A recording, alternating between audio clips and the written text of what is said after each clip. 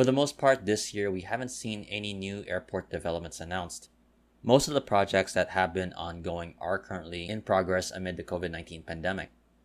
One airport that has been making headlines this year has been the Manila Airport, specifically the progress related to the main air travel hub of not just Manila but also the whole Philippines.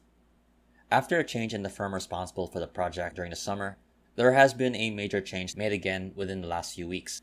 That change is specifically the revocation of the original proponent status for Megawide for the Manila Airport Rehabilitation Project. In several local media reports from within the Philippines, Megawide GMR confirmed that its original proponent status for the 109 billion peso project to rehabilitate the Manila Airport by the Manila International Airport Authority itself.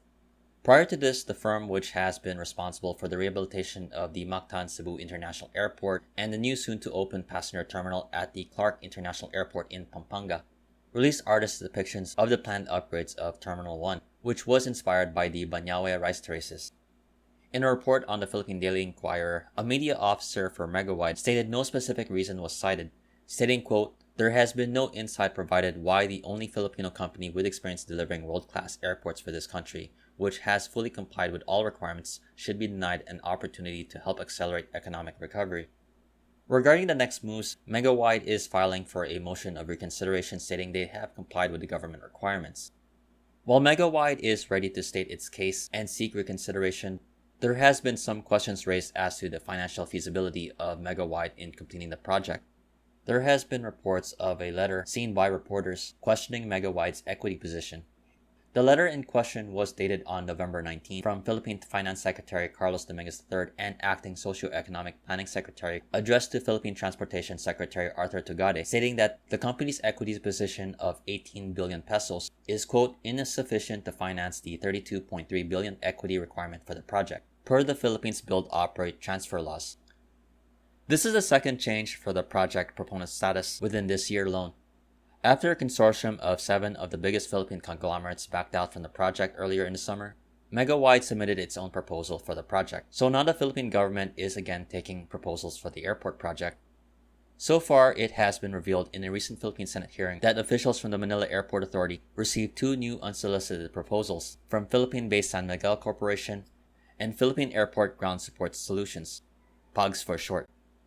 There hasn't been much revealed as to what PAGS plan to do with the Manila Airport project, but they are a familiar firm in the Philippine aviation industry, providing ground services for many of the major airlines in the country, and is part of the consortium which will be assisting in the operations of the Clark International Airport.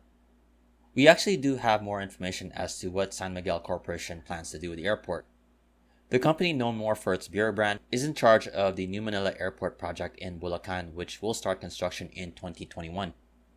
Instead of upgrading the airport, the group reportedly plans to use a 10-year concession period to wind down the operations at the Manila Airport, which would allow the government to sell or develop the property. Regarding the matter, San Miguel Corporation President and Chief Operating Officer Ramon Ang was quoted in a Manila Standard report saying, quote, "Our interest in NAIA does not intend to replicate what Megawide had in mind for NAIA. Our proposal is brought on only by the need to have it running effectively and safely for the Filipino people until our Bulacan Airport is up. And until our airport is ready, the tasks that need to be done, we are about leaving it up to the government to decide on what to do with NAIA in the future." With this recent development, the topic of Manila airports is only getting more interesting, and especially for me, it is one of the more interesting topics to talk about in all of the airport developments in Asia. Personally, while the Manila Airport does have its flaws, and certainly the plans for the new Manila Airport in Bulacan does sound much more appealing, with it likely to become the premier airport hub for the Philippines in the future. Ultimately, the Philippine government will have the final say as to what happens with the Manila Airport property, though I will say that there is a case for it to be opened on a smaller scale, being conveniently located to the business districts of Makati and Mandaluyong. The best case scenario, though, if this airport would be closed is if the airport projects at Bulacan and the planned airport at Sangli have convenient and fast reliable transportation from areas throughout Metro Manila. Regarding the matter as to the future of the Manila International Airport, specifically NAIA, what do you think? Which plan do you think that you favor, and how do you see the property of Manila Airport within the next 10 to 20 years?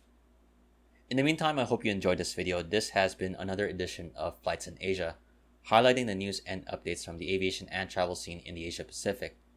If you like this video, please like, comment, share, and subscribe. Thanks again for watching and have a great day.